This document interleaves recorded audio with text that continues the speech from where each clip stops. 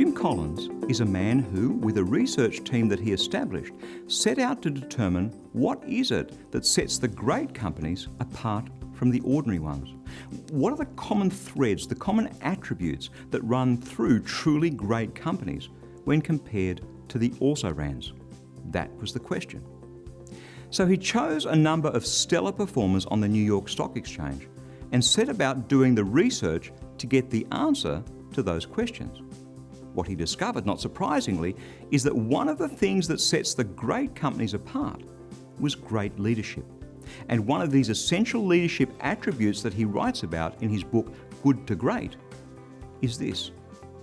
He says great leaders embody a paradoxical mix of personal humility and professional will.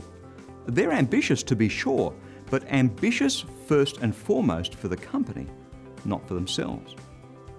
I've thought about that a lot.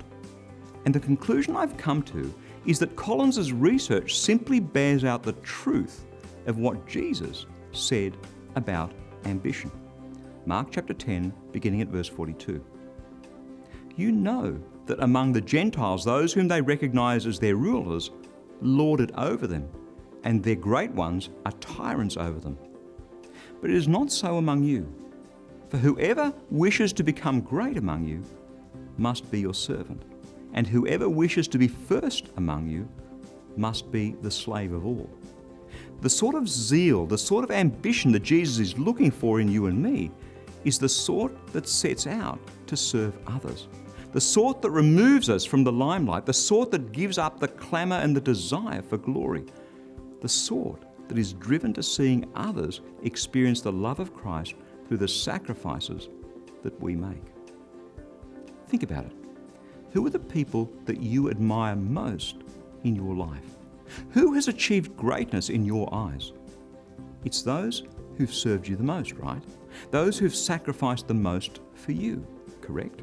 Not the ones who've been self-seeking and sought to lord it over you. Later on in the New Testament, the Apostle Paul puts it this way in Romans chapter 12, beginning verse 10. Love one another with mutual affection. Outdo one another in showing honour.